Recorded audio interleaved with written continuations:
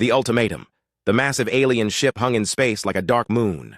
Its black metal surface gleamed with strange lights that pulsed in patterns no human could understand. The ship was bigger than any city on Earth, and it was just one of 200 vessels that had appeared 3 days ago. Admiral Zekthar stood on the command bridge of his flagship, the Void Serpent. His 6 arms moved across control panels with practiced ease. His large yellow eyes stared at the small blue planet, spinning slowly in the distance. Earth looked so peaceful from here, so helpless. Another primitive world, he said to his second-in-command. They barely have space travel. This will be easy. Commander Vexara nodded her scaled head.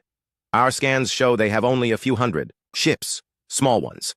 Their weapons are simple chemical rockets and basic energy beams. They pose no threat to us. Zekthar had conquered 47 worlds in his long career. Each time was the same. The primitive species would see his fleet and surrender quickly. Those who tried to fight were destroyed within hours. The Hegemony Council had perfected this process over thousands of years. The Hegemony ruled the galaxy through fear and superior technology. 12 powerful alien races had joined together long ago to create the most advanced civilization in known space. Their ships could destroy planets. Their weapons could tear holes in reality itself. No primitive species had ever defeated them. Open a channel to the planet, Zekthar ordered.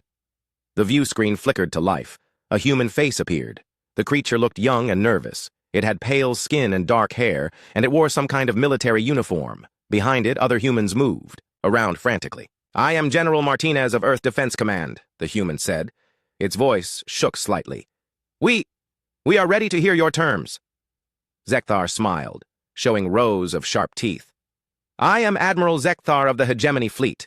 You will surrender your world immediately. Your people will become servants of the Hegemony.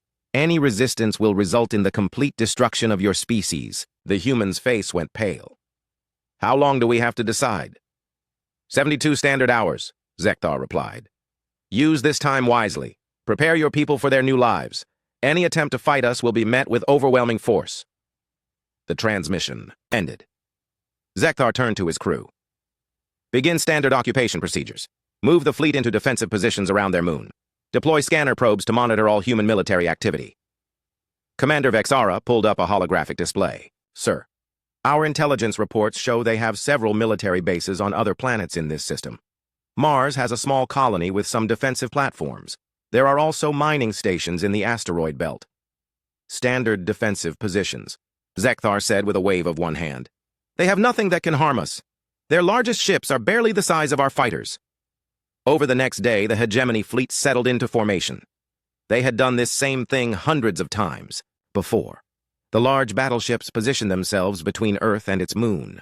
Smaller cruisers spread out to watch the other planets. Scout ships patrolled the edges of the solar system. The humans seemed to be cooperating. Their military ships stayed in port. Their space stations went silent.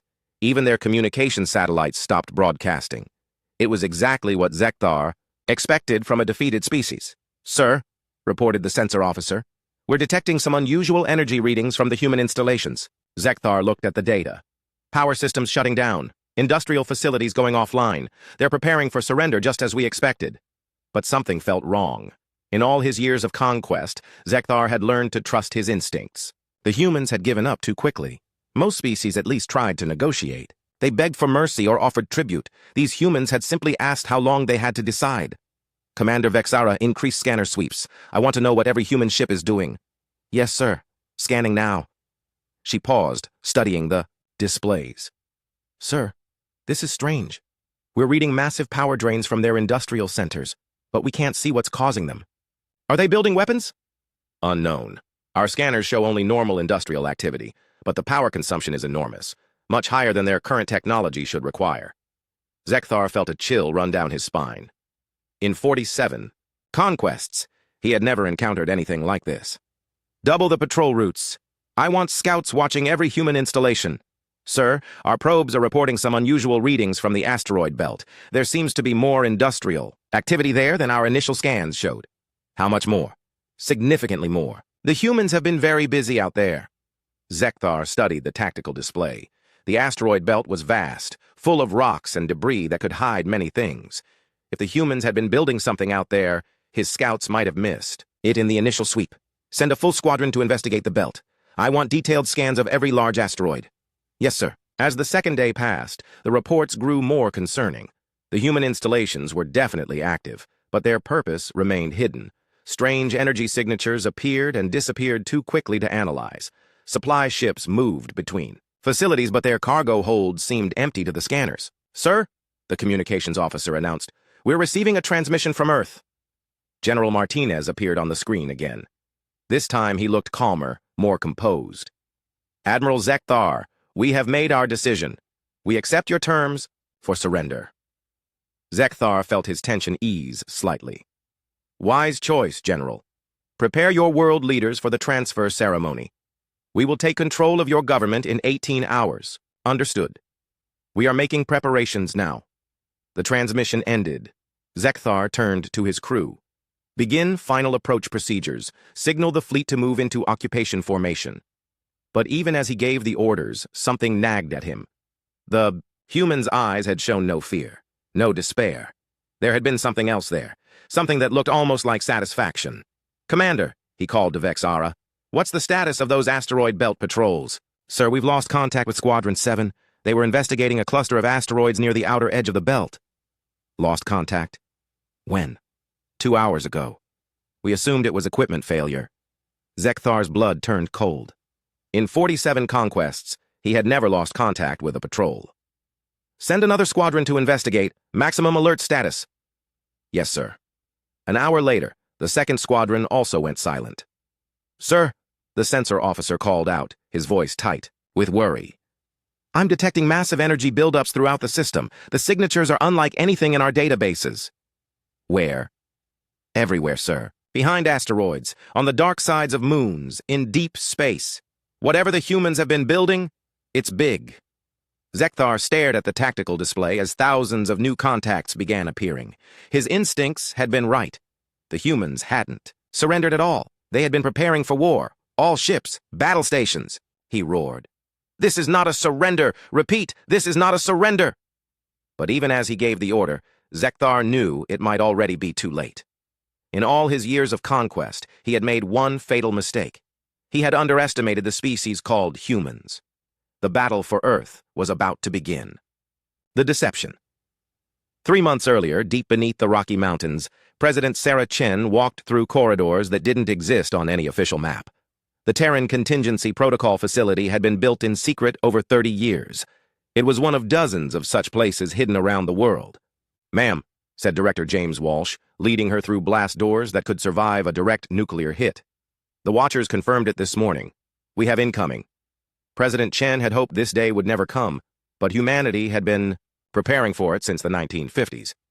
The first UFO sightings hadn't been alien visitors or weather balloons. They had been advanced scouts from something much worse.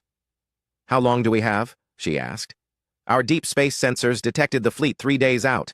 Standard invasion pattern, just like the simulations predicted. They entered a massive command center carved from solid rock.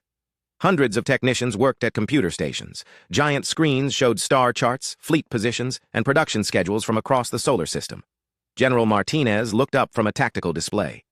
Ma'am, they're following the exact pattern we've seen 47 times before. Large fleet, overwhelming force, ultimatum for surrender. Good, President Chen said. That means our intelligence was correct. They expect easy victory. For decades, humanity had studied the aliens in secret.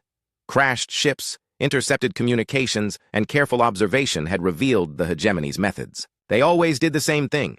Show massive force, demand surrender, and crush any resistance quickly.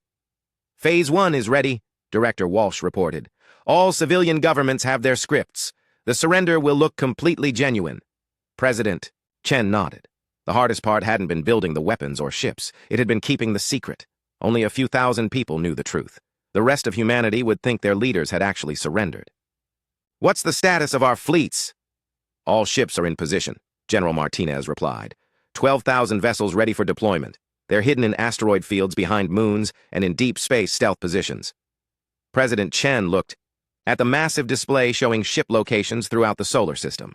Red dots marked the alien fleet positions. Blue dots showed human ships. There were so many blue dots they looked like clouds of stars. And they can't detect us? No, ma'am. Our stealth technology is 30 years ahead of their scanners. We've been preparing for this specific enemy for decades. The key had been understanding alien psychology. The hegemony conquered through fear and superior technology. They never expected inferior species to match their numbers or use unconventional tactics. They certainly never expected anyone to prepare for invasion in advance.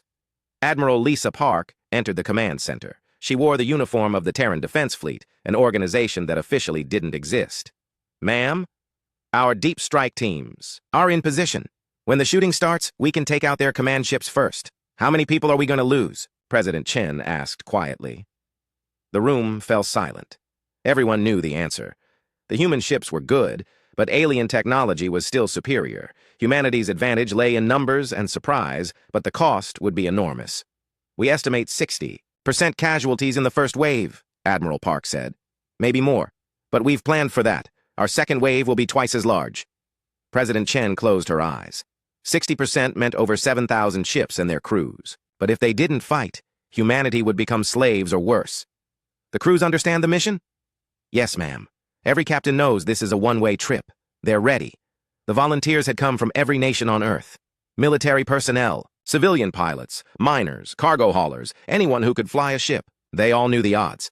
They all volunteered anyway. Ma'am, a technician called out. We're receiving the alien ultimatum now. On the main screen, Admiral Zekthar's face appeared. President Chen studied the alien carefully. He looked confident, almost bored. Just another primitive world to conquer. When the transmission ended, President Chen turned to her staff. Begin Phase 2. All production facilities to maximum output. I want every shipyard working around the clock. Hidden factories throughout the solar system roared to life. On Titan, automated shipyards that looked like research stations began pumping out fighters. In the asteroid belt, mining platforms revealed their true purpose as massive weapons foundries. On Mars, underground factories started producing ammunition and supplies. The aliens would see the power consumption, but they wouldn't understand what it meant. Their scanners would show normal industrial activity, nothing threatening. How long can we maintain the deception? President Chen asked. 72 hours, as planned. Director Walsh replied. After that, we'll have to move whether we're ready or not. And our ships? They'll be ready, ma'am. We've been building them for 30 years. The human ships weren't as advanced as alien vessels, but they had advantages the enemy wouldn't expect. They were smaller, faster, and built for pack tactics. Where aliens might send one powerful battleship, humans would send 50 coordinated fighters. Ma'am, we're getting reports from our asteroid belt facilities, Admiral Park announced. The aliens are sending scout patrols. They're getting suspicious. Handle it quietly. We can't let them discover our true strength yet. Already in progress, our stealth attack ships are moving to intercept. President Chen watched the tactical display as blue dots moved to intercept red ones. The first alien scouts would simply disappear. Their commanders would assume equipment failure or accidents. It happens sometimes in the dangerous asteroid belt. Ma'am, General Martinez said, all civilian authorities are in position. The surrender ceremony is scheduled for tomorrow evening. Every news network will broadcast it worldwide. The surrender had to look real. World leaders would formally hand over power to the aliens. People would see their governments give up without a fight. It would be devastating for morale, but it was necessary. What about the families? President Chen asked quietly. They're being moved to the deep shelters now. Officially, it's a routine civil defense exercise. The families of the volunteers couldn't know the truth. They would think their loved ones had died in a hopeless battle against impossible odds. Only later, if humanity won, would they learn that their sacrifice had saved the world. Ma'am, Phase 3 is ready to begin, Admiral Park reported. All ships have their final orders. When you give the word, we'll have 12,000 vessels ready to attack within 1 hour. President Chen nodded. Phase 3 was the point of no return. Once the human ships revealed themselves, there could be no retreat. Either humanity would win or die trying. Status of alien fleet? They're positioning themselves exactly as predicted. Standard occupation formation. They're completely unprepared for what's coming. Good. They won't see it coming until it's too late. President Chen looked around the command center.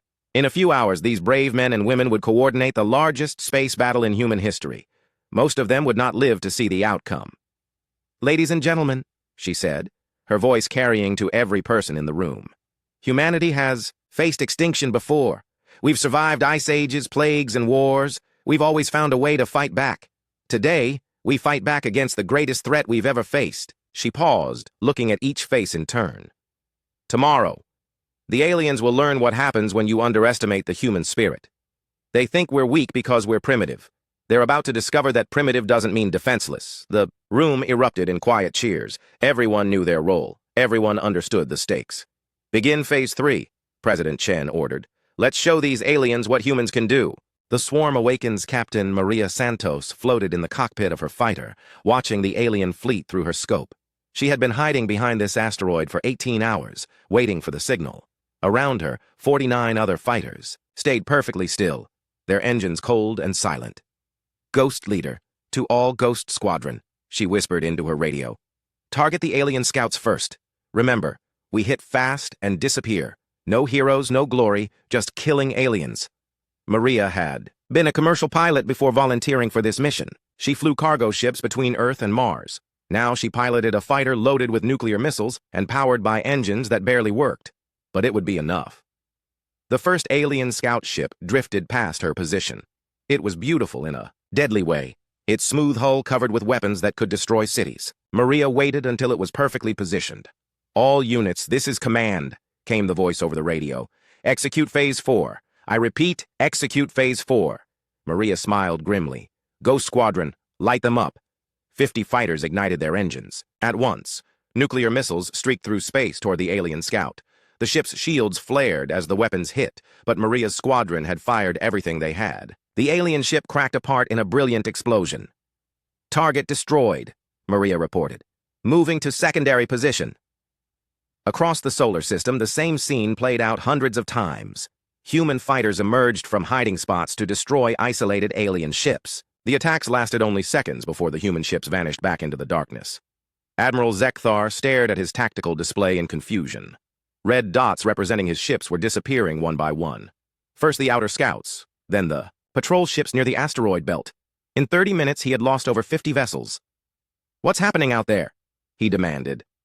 Unknown, sir, Commander Vexara replied, her voice tight with worry. The ships just disappear. No distress signals, no debris fields large enough to track.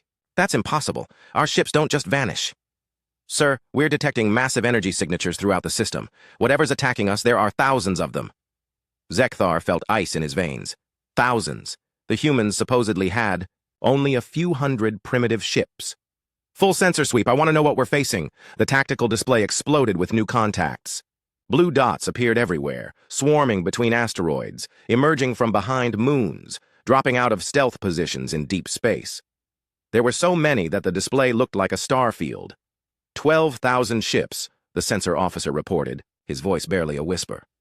Sir, they have 12,000 ships. Impossible, Zekthar breathed. Our intelligence said they had less than 300. Sir, they're moving to attack formation, all ships converging on our position. Zekthar watched in horror as the swarm of human ships raced toward his fleet. They moved like hunting animals, coordinating their approach with deadly precision. This wasn't the desperate last stand of a primitive species. This was a planned attack by an enemy that had been preparing for war. All ships, battle stations, he roared. Form defensive formation, prepare for full engagement. Captain Santos led her squadron toward the main alien fleet. Around her, thousands of other human ships moved in coordinated waves. She could see the massive alien battleships ahead, their weapons already charging for the fight. Ghost Squadron, target the cruiser on the left flank, she ordered. Multiple attack vectors. If they get a lock on you, ram them. The order would have been insane in any other battle. Ramming was suicide. But the humans had planned for this. Every pilot understood that their ships were expendable. The aliens' ships were not.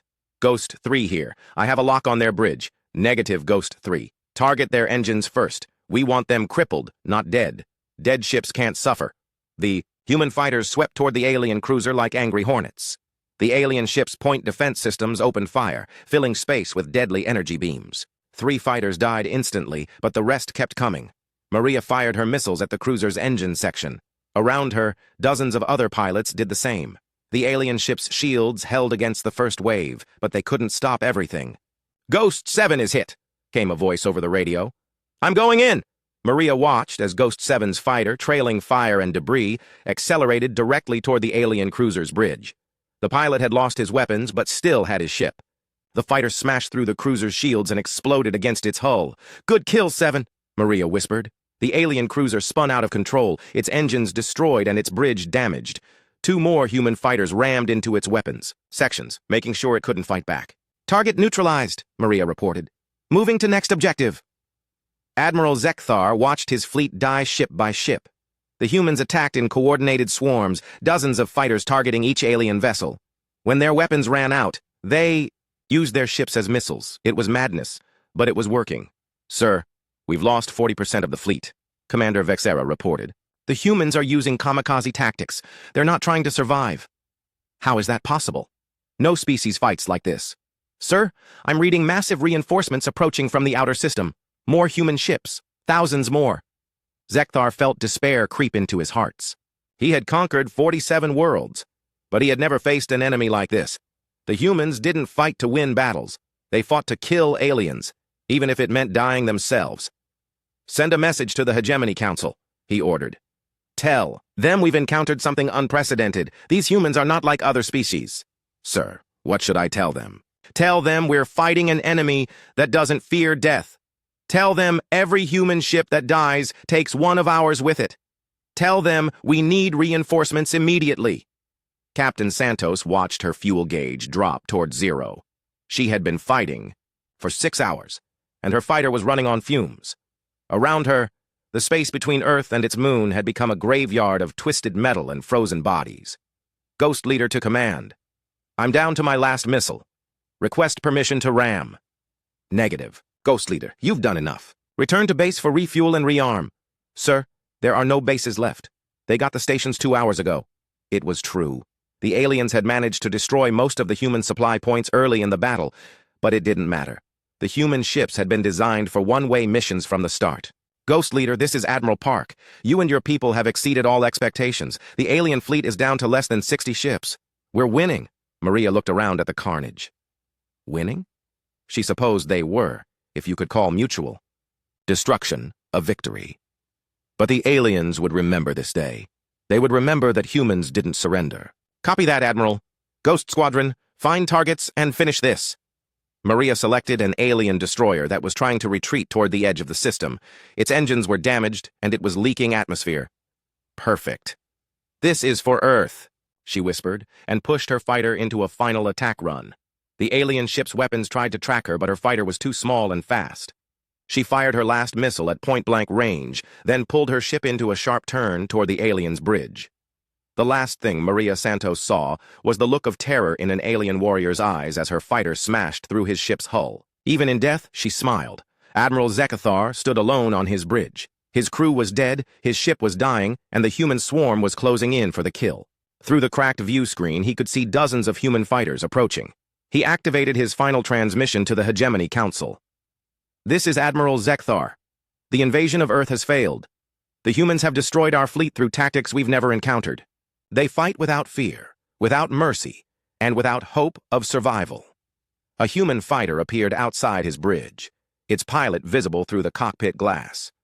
The human pilot looked directly at Zekthar and raised one hand in what might have been a salute.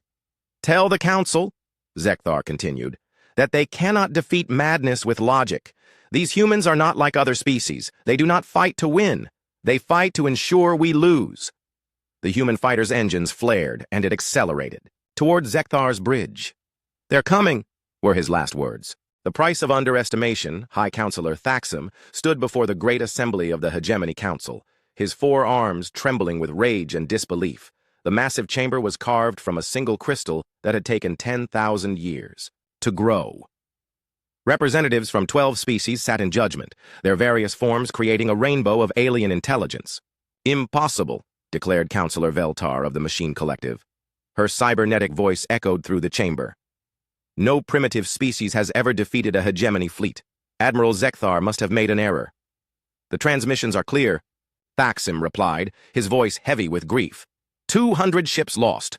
12,000 human vessels appeared from nowhere. Our entire invasion fleet has been destroyed. The chamber erupted in shocked whispers and angry clicks. For over 3,000 years, the Hegemony had never lost a single invasion. Their fleets had conquered 847 worlds without suffering a major defeat. Show us the recordings, commanded High Counselor Zephron of the Star Shepherds. The chamber darkened as holographic displays filled the air. The assembled counselors watched in growing horror as human fighters swarmed over alien ships like insects attacking a giant. They saw ships ram into each other in acts of mutual destruction. They watched fighters with no weapons left use themselves as missiles. "This is not warfare," whispered Counselor Ithak of the Deep Swimmers. "This is madness. Look at their tactics," Thaxim said, pointing to the display. "They don't try to preserve their ships or their lives. Every human vessel is expendable. They fight like they want to die." The recordings showed human pilots broadcasting messages as they died. "For Earth," they screamed. "Remember us." Others laughed as they crashed into alien ships. Some sang strange human songs as their fighters exploded. "What kind of species does this?" asked Counselor Mordun of the Crystal Mines. "A species we don't understand," Thaxim replied. "Our psychologists have studied the recordings. These humans show no fear of death. In fact, they seem to embrace it." High Counselor Zephron studied the tactical data with his ancient eyes. "How did they hide so many ships? Our scouts reported only primitive vessels. They planned this for decades," Thaxim explained. "While we thought they were a new species, they were actually preparing for our arrival. They built hidden shipyards, developed stealth technology, and trained thousands of pilots. But their technology is inferior," protested Veltar. "Our single ships should have been worth 10 of theirs." "In normal combat, yes. But look at their attack patterns. They don't fight fair. 20 human ships attack one of ours simultaneously. When their weapons fail, they ram us. When their ships are destroyed, they launch escape pods filled with explosives." The council chamber fell silent as the implications sank in. The Hegemony had always won through superior technology and intimidation. They had never faced an enemy that refused to be intimidated. "Sir," a messenger entered the chamber. "We have urgent reports from Sector 7. 3 more species have declared independence from the Hegemony. They say they will not pay tribute to a power that can be defeated by primitives." Thaxim closed his eyes. This was what he had feared most. The Hegemony ruled through fear. If that fear was broken, their empire would crumble. "What about reinforcements?" asked Counselor Ithak. "Send the Second Fleet to finish what Zekthar started." "With what ships?" Thaxim replied bitterly. "The humans didn't just destroy our invasion fleet. They captured our survivors and forced them to watch recordings of the battle. Then they broadcast those recordings to every species in the galaxy. The chamber erupted in angry voices. The counselors had not known about the broadcasts. "Every species under our rule now knows we can be beaten," Thaxim continued. "Rebellions have started on 43 worlds. Our garrison fleets are requesting immediate reinforcements."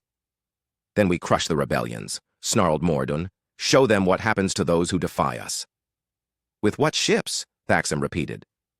"Our fleet strength is spread across 800 worlds. We can't recall them without losing control of entire sectors. And even if we could, what then? Do we invade Earth again? Do we risk losing another fleet to these mad humans?" High Counselor Zephron raised one ancient hand for silence. "What do the humans want?" "That's the strangest part," Thaxim replied. "They don't want anything. They sent us a single message after the battle ended." He activated another holographic display. The image of President Chen appeared, her face calm and resolute. "To the Hegemony Council," the human leader said, "we are not interested in conquest or expansion. We do not want your territory or your resources.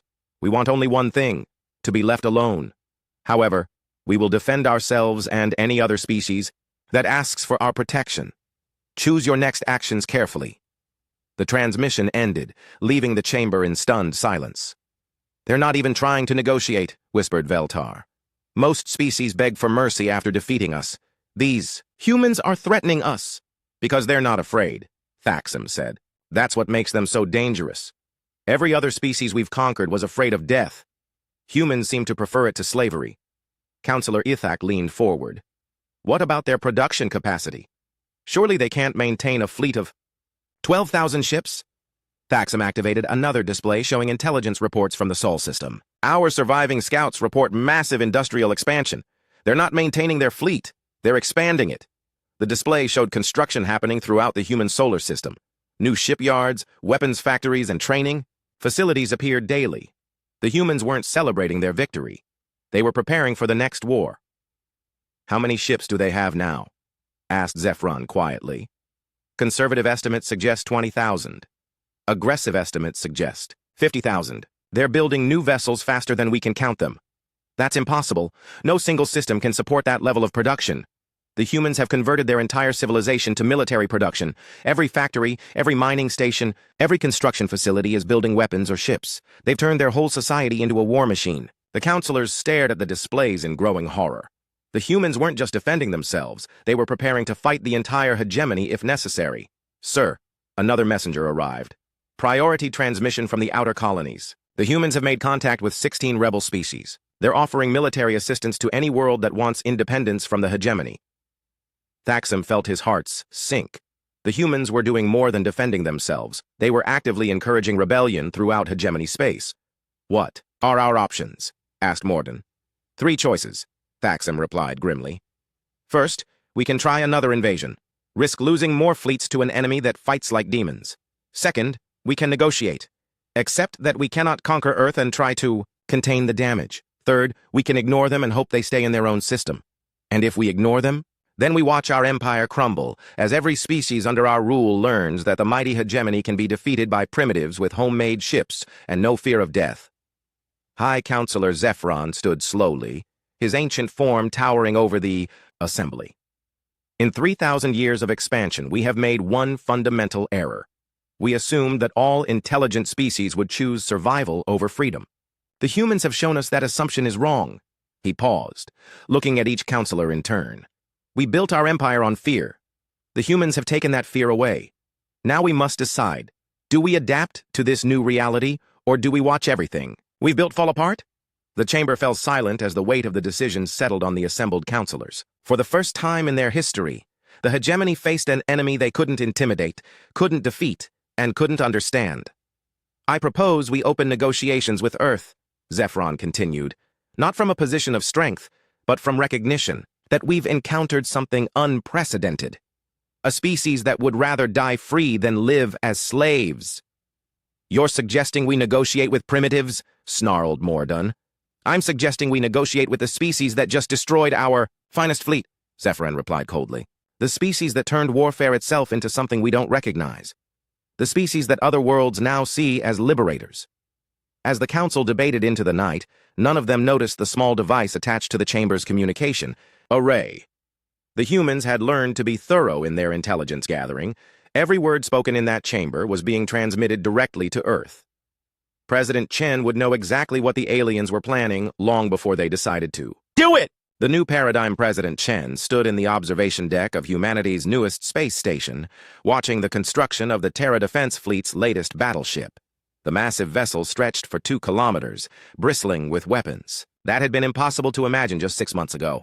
It was one of 50 such ships under construction. Ma'am, Admiral Park approached, her uniform bearing new decorations earned in the Battle of Saul. We've received the hegemony's response to our terms. Let me guess, Chen said without turning from the window. They want to negotiate. Yes, ma'am. They're requesting a formal diplomatic meeting. They want to discuss what they call a mutual understanding. Chen smiled grimly. The intelligence reports had been clear about the chaos spreading through hegemony space. 43 worlds in open rebellion. 3 species declaring complete independence. Military units refusing orders to suppress uprisings. The alien empire was collapsing from within. What do our allies say?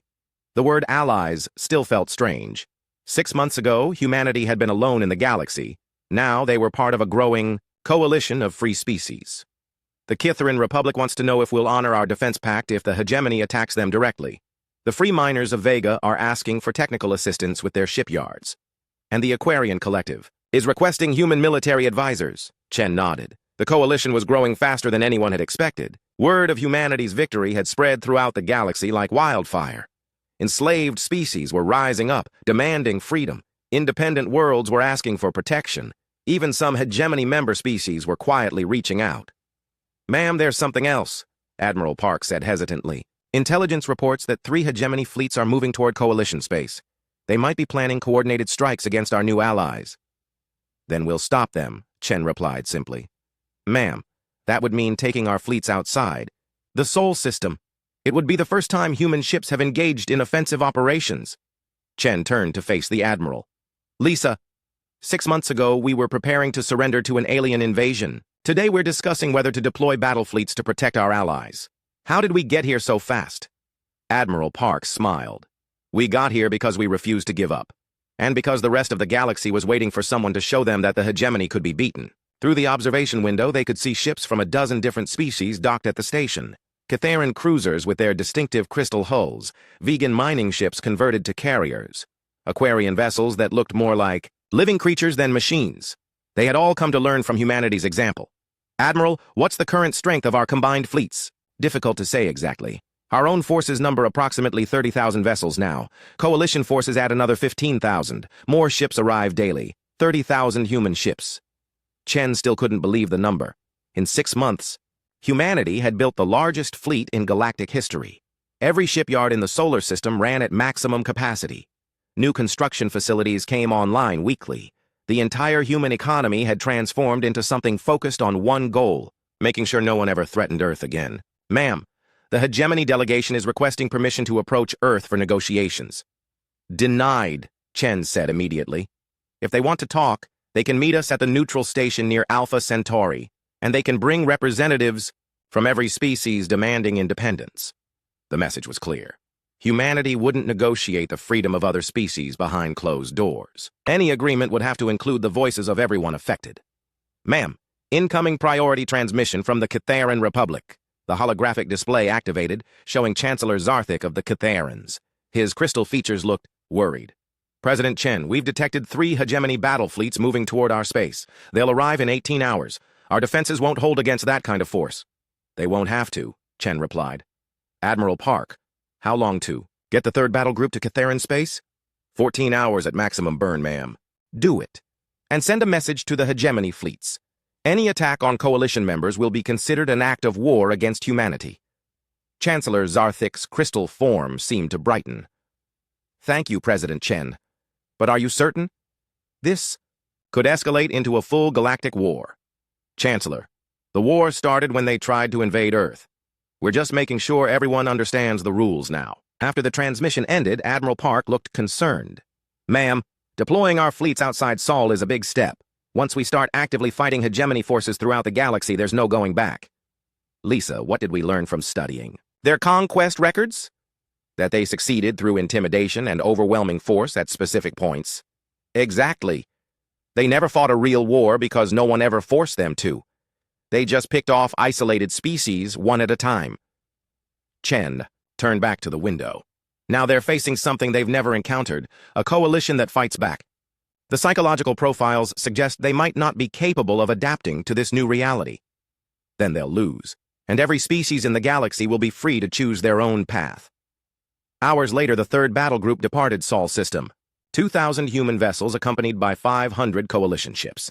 It was the largest fleet humanity had ever deployed outside their home system. Chen watched the ships disappear into hyperspace from the command center. Around her, technicians monitored communications from across the galaxy. Reports came in constantly, more species declaring independence, Hegemony garrisons requesting reinforcements that would never come, human construction teams helping liberated worlds build their own defenses. Ma'am, called the communications officer. Message from the Hegemony Council.